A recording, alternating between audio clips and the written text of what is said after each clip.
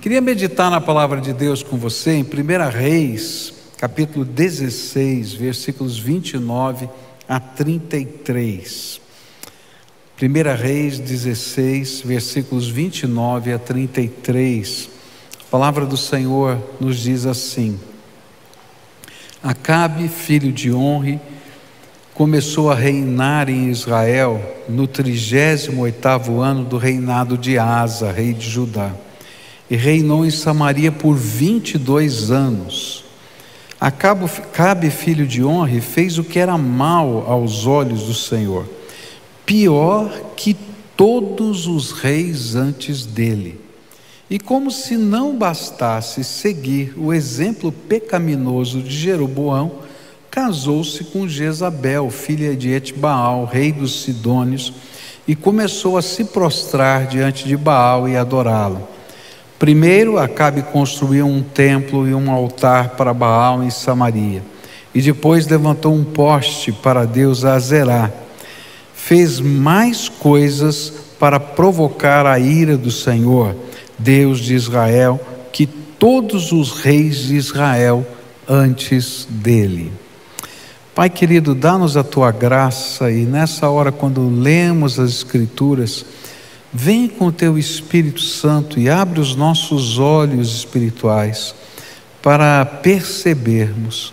Abre, Senhor, os nossos ouvidos espirituais para entendermos aquilo que o Senhor nos fala. Faz, Senhor, algo novo nas nossas vidas, é aquilo que eu peço em nome de Jesus. Amém e amém.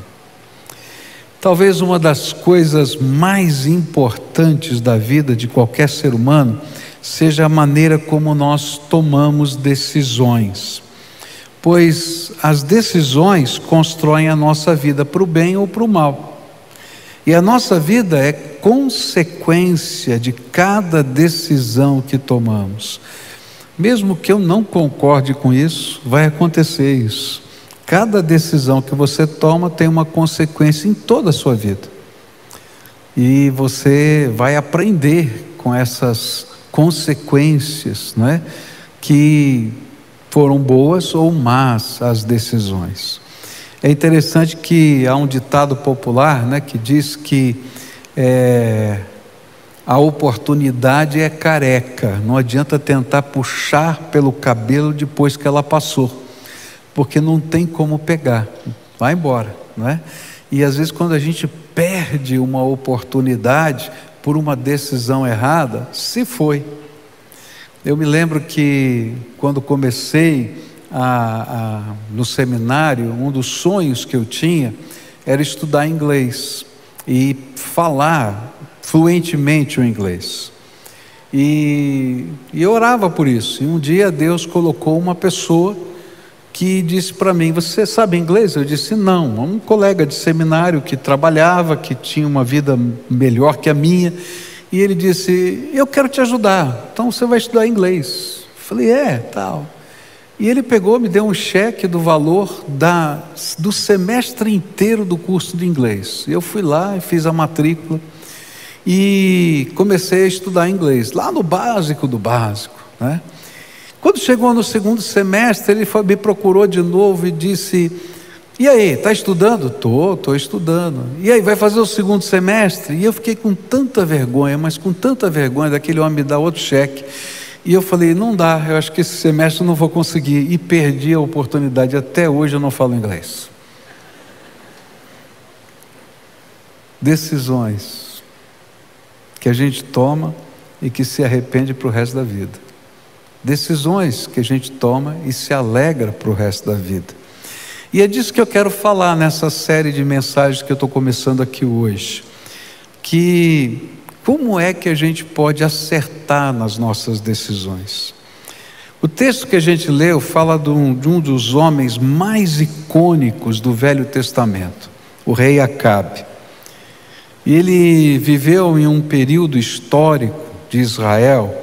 Israel aqui é o reino do norte, de maior violência, insegurança política, ameaças dos povos inimigos. E para você ter uma ideia de como foi esse período, vários reis foram assassinados e os reinados eram curtos. Para você ter uma ideia, o menor reinado teve 7 dias, só 7 dias, e o reino caiu. Mas esse homem, Acabe, ele assume o reinado com 2 grandes propósitos: estabelecer uma dinastia e consolidar o reino do norte, e ser rico e ostentar sua riqueza, tanto que ele vai construir um palácio chamado Palácio de Marfim, só para você ter uma ideia do que ele estava sonhando e pensando. E nesses sonhos que ele tinha projetado, ele tomou uma série de decisões focadas nesses sonhos, mas muitas dessas decisões vão construir a derrota. E apesar dele construir o Palácio de Marfim, ele vai perder tudo, inclusive a dinastia e tudo mais. Por quê? Porque decisões erradas foram tomadas. E eu queria estudar quais foram as decisões que levaram esse homem chamado Acabe, esse rei icônico de Israel, à derrota. Porque talvez isso nos ajude a tomar as nossas próprias decisões à maneira de Deus, para ser abençoado por Ele.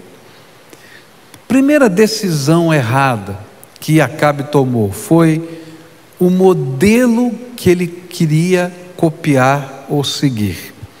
É interessante isso, né? Que a gente elege na nossa vida pessoas que nos influenciam, pessoas que nos mostram determinados caminhos. É fácil. Se você tem rede social, quem você segue influencia você. E você gosta de ver e ouvir quem você segue nas redes sociais. Mas dependendo de quem for que você segue, esteja seguindo, talvez você esteja sendo influenciado para o bem ou para o mal. O tipo de autor que você escolhe para ler também influencia você. O tipo de lugar que você frequenta e até os amigos que você elege para dividir a sua vida influenciam você. E quando a gente não percebe aonde essa influência pode nos levar, nós somos levados a tomar decisões erradas. E o interessante é que Acabe escolheu um personagem da história para ser influenciado por ele. E esse personagem da história foi Jeroboão. E é por isso que a palavra de Deus vai lá no versículo 31, que nós acabamos de ler, dizer assim: e como se não bastasse seguir o exemplo pecaminoso de Jeroboão. E aqui ele vai dizer, olha, ele está seguindo um modelo, ele está procurando se pautar em algumas ideias desse rei Jeroboão. E essa foi a primeira decisão equivocada que Acabe tomou. E o pior é que às vezes o modelo que seguimos faz parte do modo de pensar do nosso tempo, é aprovado pela nossa cultura, e por muitos talvez seja a maneira mais sábia de se viver no nosso contexto. Para muita gente, olha, isso aqui é o jeito mais sábio de viver. E foi pensando nessas coisas que Acabe copiou o modelo de Jeroboão. Mas o que a gente vai aprender é que se a gente segue o caminho da maioria, nem sempre a gente acerta. E Jesus já colocou uma ilustração bem clara sobre isso, quando ele disse que há 2 caminhos, um caminho largo, onde a maioria está seguindo.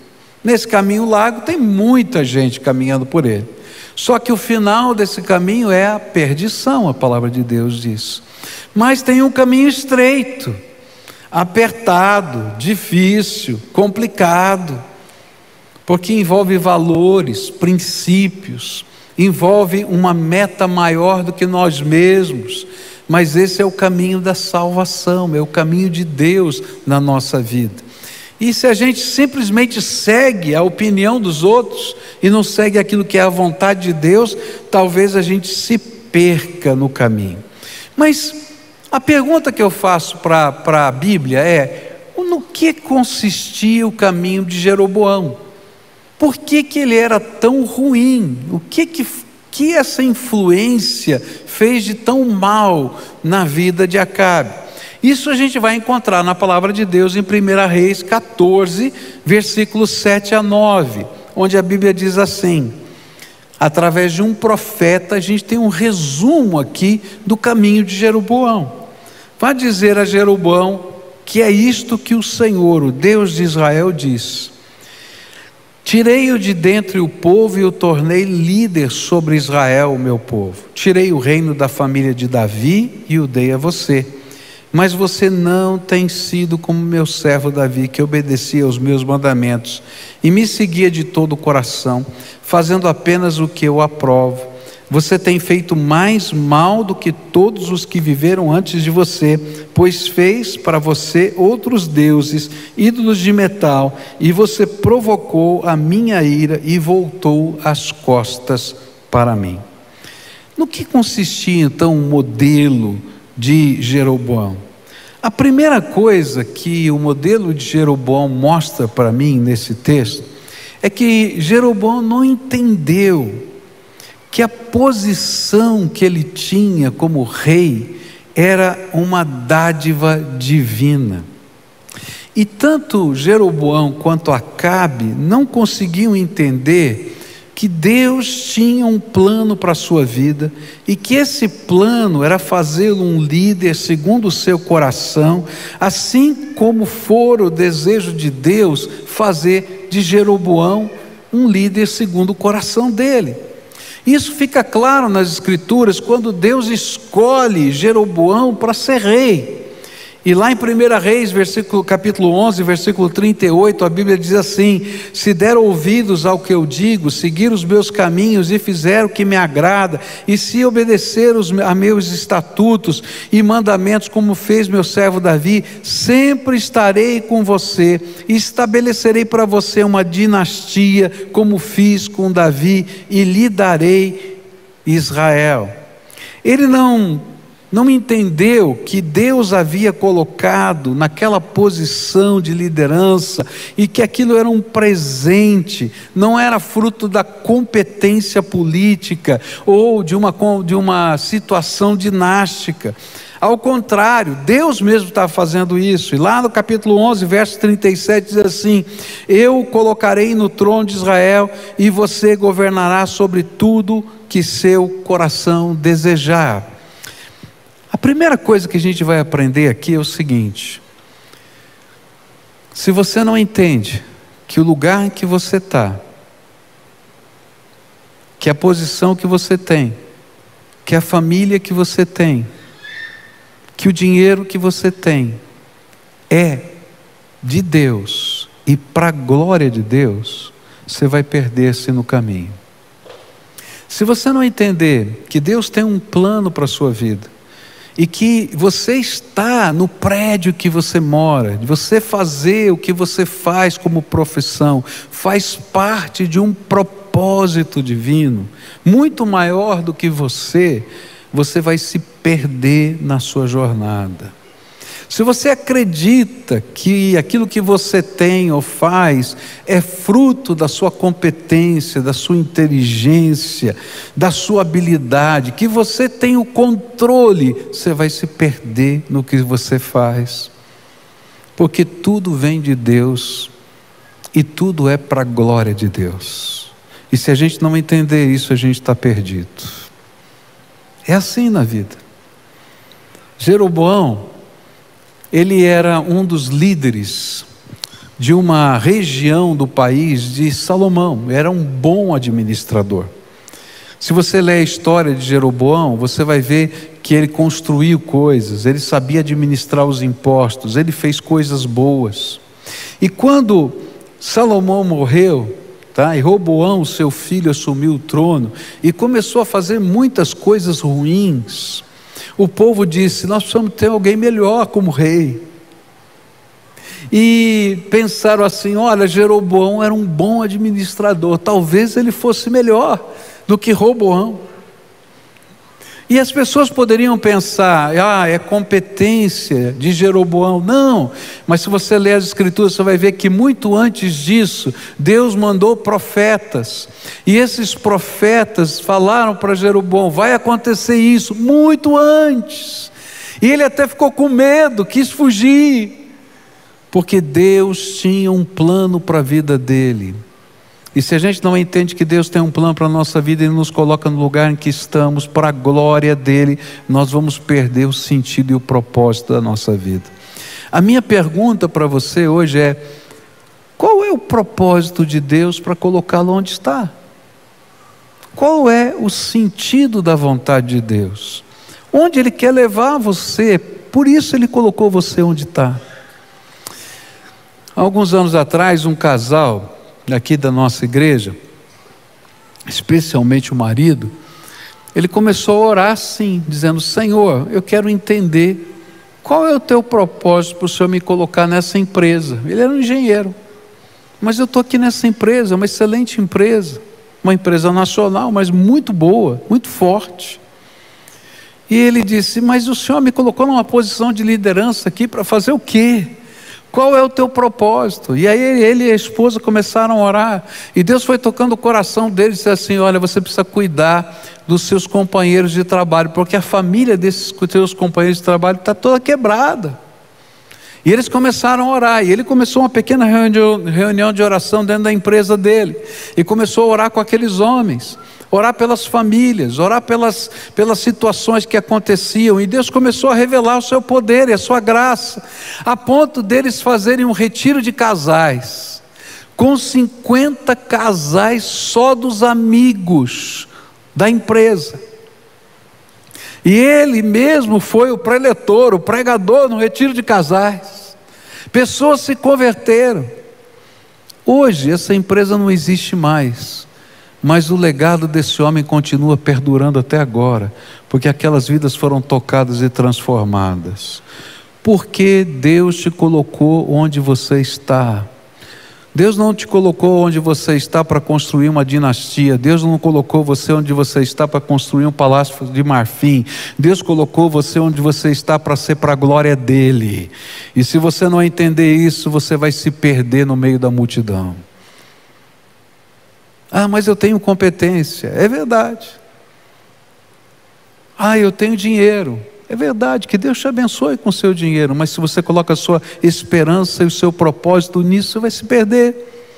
Quantos aqui participaram do plano Collor? Estavam vivos aqui no plano Collor? Aleluia. Quantos não? Só para eu ter uma ideia. Então deixa eu contar a história para você. Eu estava vivo, você também, né? Tinha dinheiro no banco, do nosso trabalho. No dia seguinte disseram: o dinheiro está aqui, 85% de imposto. Lembra disso? Não dada a inflação daquele mês, 80%, não foi isso? Mais não sei quanto de imposto, 25% de imposto sobre o valor, e o resto nós vamos devolver daqui X tempo, nem me lembro mais quanto tempo era. E você não tinha um tostão mais no banco, tinha 50 reais, sei lá o que era que tinha lá, 50. Acabou. E você dizia assim: mas é meu. Mas no dia seguinte você não tinha nada.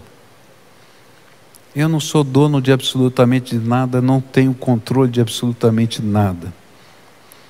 Um dos médicos aqui da nossa igreja, que dirige uma das UTIs num hospital, pegou Covid. E aí um dia, ligando para ele lá, totalmente isolado, ele disse assim para mim: pastor, agora eu entendo. Quando o senhor diz que a gente não é dono nem do ar que a gente respira, porque eu estou com Covid e não consigo respirar. Não consigo puxar o ar. Querido, você acha que é você? Está perdido. Você existe para a glória de Deus, e você está na posição em que você está para a glória de Deus, e você vai tomar decisões erradas se você não colocar a glória de Deus em primeiro lugar. Você pode ser um rei, mas vai se quebrar. É isso que a Bíblia vai ensinar. Segunda coisa que faz parte desse jeito de ser de Jeroboão. O segundo aspecto do modelo de Jeroboão, seguido por Acabe, era o desprezo aos valores absolutos da palavra de Deus. O modelo de Jeroboão seguia aquilo que a gente chama de uma ética situacional, ou seja, os valores éticos mudam de acordo com a situação que se enfrenta. O mal pode ser bom, o bom pode ser mal, dependendo da situação em que você se encontra. É interessante isso, como a gente vive, não é? Uma filosofia no nosso tempo, de que tudo é relativo, depende das circunstâncias. Então, talvez mentir seja bom, quando a Bíblia diz que o pai da mentira é o diabo, depende da circunstância. Talvez sonegar imposto seja bom, depende da circunstância.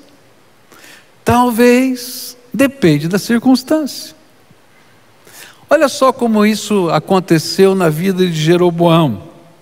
Jeroboão era temente a Deus, mas ele via a fé e os preceitos da palavra de Deus como uma ameaça ao seu governo. E por isso ele desprezou esses preceitos e os modificou para se adequar a uma nova situação de vida. Lá em 1 Reis, capítulo 12, versículos 26 em diante, a palavra do Senhor diz assim: Jeroboão pensou: se eu não tiver cuidado, o reino voltará à dinastia de Davi. Quando o povo for a Jerusalém para oferecer sacrifícios no templo do Senhor, voltará a ser leal a Roboão, rei de Judá, e eles me matarão e o proclamarão rei deles. E então, seguindo a recomendação dos seus conselheiros, o rei fez 2 bezerros de ouro e disse ao povo: é complicado demais ir a Jerusalém para adorar. Veja, Israel, estes são os deuses que tiraram vocês do Egito. E colocou um dos bezerros em Betel e outro em Dan, nos 2 extremos do seu reinado. Isso se tornou um grande pecado, pois o povo viajava até Dan, ao norte, para adorar o ídolo que ficava ali. Olha que coisa interessante. Agora houve uma revolução. Essa revolução aconteceu porque Deus queria e tinha escolhido Jeroboão para ser o rei. Através das profecias, a gente vai ler sobre isso.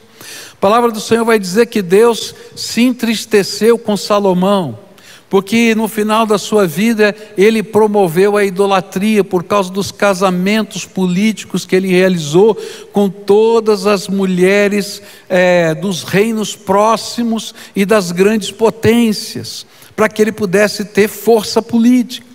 E ele, nos acordos de paz, ele permitiu a adoração dos deuses daqueles países e construiu os templos para suas mulheres e permitiu que elas fossem proclamadoras dessa idolatria. E Deus disse: não concordo com isso. E disse: sabe, por isso eu vou tirar o reino de você.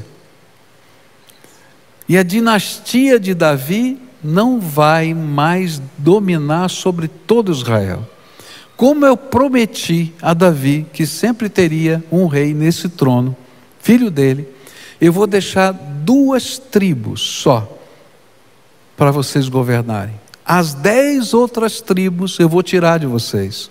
E escolheu Jeroboão e disse: Jeroboão, você é o meu escolhido. Se você tiver o coração de Davi, vai dar certo.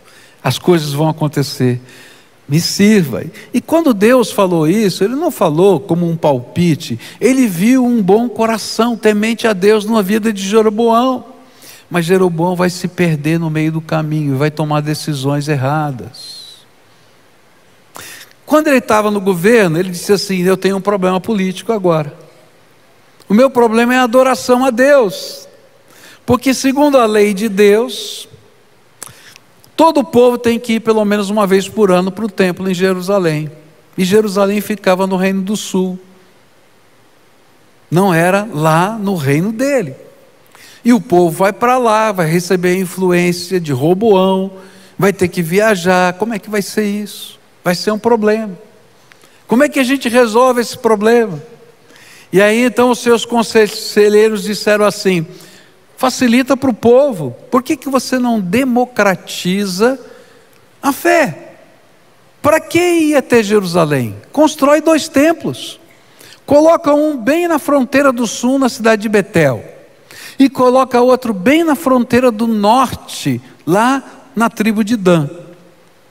E você vai lá, e o povo não precisa mais atravessar todo o país para chegar lá. Logisticamente é maravilhoso, economicamente é mais barato, que facilidade.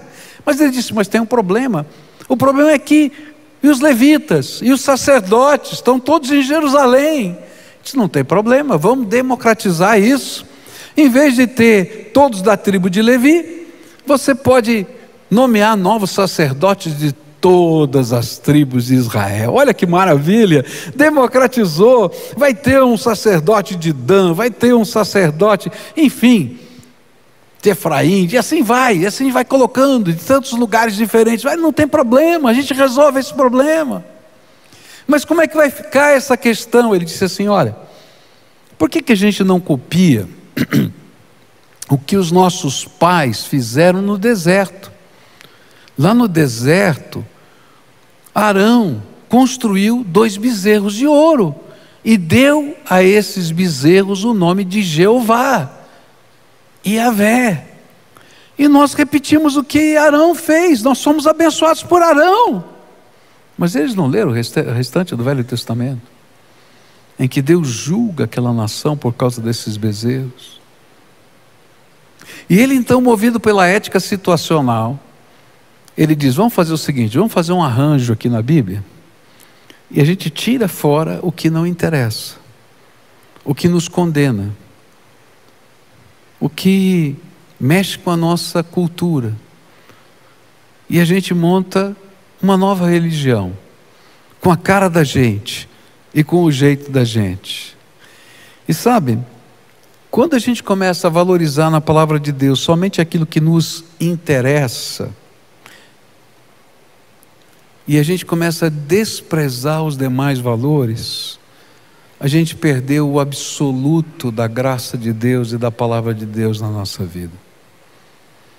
E a gente constrói uma nova religião, que se torna uma religião idólatra, porque nós construímos um Deus que não existe, segundo a nossa cabeça. Mesmo que a gente não faça nenhum bezerro de ouro, a gente cria um Deus segundo a cabeça da gente. Você já ouviu a expressão: Deus para mim faz isso, Deus para mim faz aquilo? Leia a Bíblia.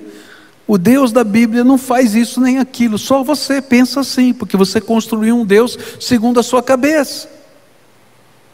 E o pior é que o próprio Jeroboão começou a acreditar que estava adorando a Deus, o mesmo Deus que os havia tirado do Egito.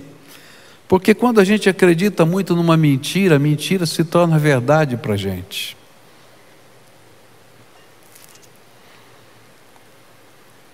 E ele não fez sozinho, ele foi aplaudido pelos conselheiros. Ele teve o consentimento de todos os homens e mulheres importantes do seu tempo, pois a ética situacional fazia parte da cultura, assim como faz parte da nossa cultura hoje. No entanto, quando eu olho para isso, eu vou descobrir que essa ética situacional provocou a ira de Deus sobre ele e sobre todos quantos o seguiram depois dele, porque o modelo dele era equivocado e fazia com que decisões erradas viessem sobre a vida. Então a grande lição aqui é: se você quer aprender a tomar decisões corretamente, leve a sério a palavra de Deus. Não tem mais ou menos certo, nem mais ou menos errado. Esse Brasil já foi escandalizado por essa visão mais ou menos certa. Eu me lembro de ter visto na televisão, há muitos anos atrás, um grupo de crentes recebendo propina. Eles colocam o dinheiro na mesa, depois fazem uma oração para agradecer a Deus pelo dinheiro da propina. Meu Deus do céu! Mas Deus é tão sério que quando a gente toma uma decisão equivocada, mesmo imaginando que está servindo a Deus, Deus publica no jornal a nossa vergonha, para que o mundo saiba que Deus é santo. Toma cuidado, porque Deus é santo. Deus é santo. E não dá para a gente tentar tomar decisões da vida mediante uma ética situacional. A gente tem que ser comprometido com a palavra de Deus e viver essa palavra. Davi era chamado de um homem segundo o coração de Deus. Mas quando você lê a Bíblia, você vai descobrir pecados na vida de Davi, horrendos pecados. Por que ele era chamado segundo o coração de Deus? Não é porque ele não tinha pecados, como eu tenho pecados e você também os tem, mas é porque toda vez que confrontado pela palavra ou pelos profetas de Deus, ele reconhecia o seu pecado, se arrependia e buscava graça e misericórdia de Deus. Então, quando nós somos confrontados, precisamos dar o passo de fé e dizer: tomamos uma decisão errada e precisamos acertar as coisas com Deus. E foi justamente esse o terceiro modelo de Jeroboão que Acabe seguiu e que fez tanto mal. A palavra de Deus vai dizer que Jeroboão deu as costas ao Senhor. E como é que ele fez isso? Acabe também fez isso, quando ele desprezou todas as oportunidades de Deus na sua vida. Pior de tudo no modelo de Jeroboão era o desprezo às oportunidades de Deus, aquelas que ele ia proporcionando na sua vida. É interessante que Deus tentou trabalhar tanto Jeroboão como Acabe de muitas maneiras diferentes. Você vai encontrar profetas falando com esses reis. Acabe foi confrontado por um dos mais poderosos profetas do Velho Testamento, chamado Elias. Mas ele não dava ouvidos. Ele foi confrontado por sinais de Deus. Deus mandou uma seca sobre toda a terra e anunciou que viria seca. Depois, por misericórdia do povo que estava morrendo de fome, Deus anunciou outra vez através do profeta que ele ia mandar chuva naqueles dias. Ele mandou chuva naqueles dias. Se não bastasse esses sinais tão fortes, Deus fez uma prova entre os deuses, não é? Os sacerdotes de Baal e Elias. E nessa prova era o seguinte: Deus iria mandar fogo do céu para consumir a oferenda no altar. E Deus, diante dos olhos de todo o povo, mandou fogo dos céus e disse: eu sou o Deus verdadeiro, o único que existe. Mas ao invés de se arrepender, de se converter, de voltar atrás, de mudar de modelo, sabe o que Acabe e Jeroboão fizeram? Com todos os sinais, com todas as profecias, deram as costas, fizeram de conta que não era com eles. E sabe o que é pior? É que quando a gente dá as costas para a palavra de Deus, a gente se ira com a palavra de Deus e com os anunciadores dessa palavra, os seus profetas. E por isso Acabe tentou matar todos os profetas de Israel. E a Bíblia vai dizer exatamente isso, que alguns ficaram escondidos numa caverna, porque alguns dos seus oficiais, sem que Acabe soubesse, pegavam comida do rei, enquanto havia uma seca, e ninguém tinha comida, e dava para eles lá numa caverna, porque o Senhor é o Deus Todo-Poderoso, que sustenta e faz obras maravilhosas. E Acabe não via. Ele tentou de todas as maneiras silenciar a voz de Deus, mas Deus não para de falar conosco, porque Ele tem um bom plano para a nossa vida. Agora, se nós endurecemos o nosso coração, nós vamos tomar decisões erradas e mais decisões erradas. Nessa manhã, eu queria perguntar para você, o que é que o Espírito Santo está falando para você hoje? Talvez Ele tenha colocado você no lugar em que você está para ser para a glória dEle e você não está sendo. Talvez Ele tenha te dado recursos que eram para Ele, para a glória dEle, e você não está usando. Talvez você esteja colecionando decisões erradas, porque você está seguindo o rumo de todo mundo, o pensamento de alguns, ou seguindo alguém, um pensamento de um filósofo, de uma ideia, de quem sabe até um pregador. Mas quando você lê na palavra, não é coerente. E aí Deus começa a falar com você de tantas maneiras. Ele coloca primeiro a voz do Espírito dentro da gente e diz: filho, não é por aí, toma cuidado, volta. E a gente endurece o coração. Depois Ele confronta a gente com a palavra dEle e nós endurecemos o coração. Ele manda profetas falarem coisas ao nosso coração que não sabem de nada na nossa vida. E quem sabe até, no meio de um feriado prolongado, você veio à igreja hoje e nem sabe por que está aqui, porque o seu plano era outro. Porque Deus queria confrontar você com essa palavra. Está entendendo? Ora, eu posso ouvir, ou eu posso lutar contra ela. E quando eu começo a lutar, eu luto contra Deus. Quem pode ganhar de Deus? Porque o Deus que nos coloca numa posição é aquele que também pode nos tirar. Porque o juízo de Deus vem, não porque Ele seja um Deus mau, mas porque Ele é santo. Ele é santo. E foi Ele que te colocou aí, porque Ele tem um propósito. Essa manhã eu queria orar com você, a quem o Espírito Santo está falando. Quem sabe Ele esteja dizendo: ó, está na hora de tomar uma decisão certa, correta, de me deixar fazer a obra que eu quero fazer na tua vida. Para de lutar comigo. Perceba o que eu quero fazer e deixa eu fazer. Não segue mais a ética situacional e nem luta contra mim. Deixa eu fazer a obra do Senhor, a minha obra na tua vida. Se o Espírito de Deus está falando com você assim nessa manhã, eu queria orar com você. E queria que você se comprometesse com esse Senhor que está falando com você. E a primeira grande tentação que você vai sofrer hoje é tentar rejeitar a voz do Espírito que está dizendo: é você que eu quero fazer algo novo hoje. E na ética situacional a gente diz: tá bom, Senhor, eu vou fazer, mas eu vou fazer do meu jeito. Ele diz: do teu jeito não funciona, é do meu.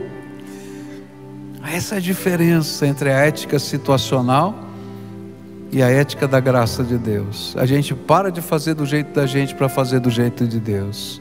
Então, se hoje o Espírito Santo está falando com você e você quer voltar, e se hoje o Espírito Santo está falando com você e você quer se entregar, e se hoje o Espírito Santo está falando com você e você está dizendo: sou eu que preciso aprender a tomar decisões certas, segundo a vontade dEle, então eu queria convidar você para a gente orar juntos. Se você colocar a tua vida na mão de Deus, se você é essa pessoa, sai do teu lugar agora, vem para cá, como a gente sempre faz, ora uns pelos outros, e eu quero orar por você. Se o Espírito de Deus está falando com você, vem para cá. Se tem uma família que o Espírito de Deus está falando: olha, essa família precisa ter acerto, está uma confusão, vem esposa, vem marido, vem filhos, um cutuca o outro aí, diz: olha, nós precisamos aprender a tomar rumos segundo a vontade de Deus, vem para cá. Se o Espírito de Deus está falando com você, não luta no coração, antes vem e diz: Senhor, estou me entregando, eu não vou lutar, eu não vou virar as costas para a tua voz, eu vou deixar o teu Espírito fazer o que precisa fazer na minha vida. E olha, dá medo, dá muito medo, porque a gente sabe que vai ter que tomar decisões, e essas decisões são custosas, são penosas, mas a gente vai pedir graça e poder do Espírito para que você tome decisões segundo a vontade dEle na tua vida. E é Ele que ajuda a gente. Se a gente for sozinho, a gente se perde. Mas se a gente vai com Ele, a gente se encontra. Ele nos acha e nos abençoa. Se hoje o Espírito de Deus está falando, vem para cá, querido, vem em nome de Jesus, pode vir. Deixa Deus fazer o que Ele precisa fazer. Quem sabe você tem um chamado de Deus há muito tempo, e você está lutando com esse chamado. Para de lutar e diz: Senhor, tenho medo, estou morrendo de medo, mas eu quero aprender. Eu quero aprender, me ajuda, Senhor, me ajuda. E Ele vai ajudar, porque Ele que está fazendo essa obra. É Ele que está fazendo essa obra, só Ele pode fazer. Mas eu quero aprender a tomar decisões segundo a vontade de Deus, segundo o propósito de Deus e para a glória de Deus.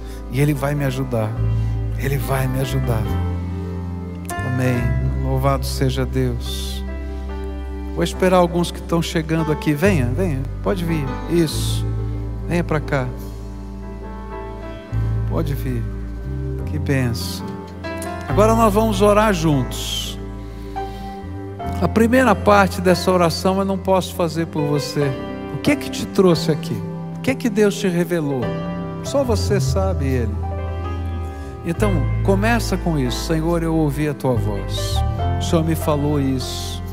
E eu estou aqui para entregar isso. Estou morrendo de medo dessa entrega. Eu não sei se eu vou ter coragem. Talvez você esteja assim. Mas você vai pedir: Senhor, me dá coragem, me dá intrepidez, me dá força, me dá unção do Teu Espírito. Me ensina a dar passos segundo a Tua vontade.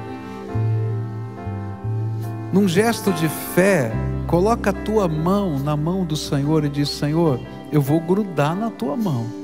O Senhor me conduz, o Senhor me conduz. O Senhor me conduz. Tem momentos que o Senhor vai ter que me puxar, que eu não sei se eu vou conseguir, mas eu vou grudar na Tua mão. Se o Senhor me puxar, eu vou. Me ajuda, Senhor, me ajuda. E sabe, essa é a oração que Deus quer ouvir hoje, porque Ele vai derramar o Espírito dEle sobre a tua vida e vai te ungir hoje. Pai querido, eu estou aqui com essas pessoas que, ouvindo a voz do Espírito, estão respondendo a essa voz. Não estão aqui, Senhor, porque é um lugar especial, ainda que seja, nem pelo pregador, nem por nada disso. Estão aqui por causa do Teu Espírito. A voz do Senhor falou o coração deles. E eu quero te pedir, Senhor, agora, derrama o Teu Espírito Santo sobre os Seus filhos. Mas, Senhor, abre as janelas dos céus e começa a derramar de uma maneira sobrenatural, que eles possam sentir o derramar do Teu Espírito sobre eles, descendo sobre a cabeça, Senhor, até os pés. Que eles sejam revestidos da Tua graça, que o poder do Senhor se revele na fraqueza deles. Ó Senhor, alguns disseram: eu estou com medo, eu não sei. Mas eu quero te pedir, vem agora, Senhor, e abençoa de uma maneira tão extraordinária, que a presença do Senhor os conduza. Segura na mão deles, Senhor, conduz pelo caminho, dá direção. E quando eles tiverem medo e falta de coragem, o Senhor coloque a Tua graça poderosa sobre eles, para tomarem as decisões segundo a Tua vontade, mesmo que todo mundo diga que é loucura. Que eles sirvam ao Senhor com interesse de coração. Escuta, Deus, que isso seja de todo o coração, e que o Senhor esteja com toda a graça sobre eles. Ó Pai, tem gente que está vivendo consequências de decisões erradas. Tua palavra diz que o Teu amor cobre uma multidão de pecados.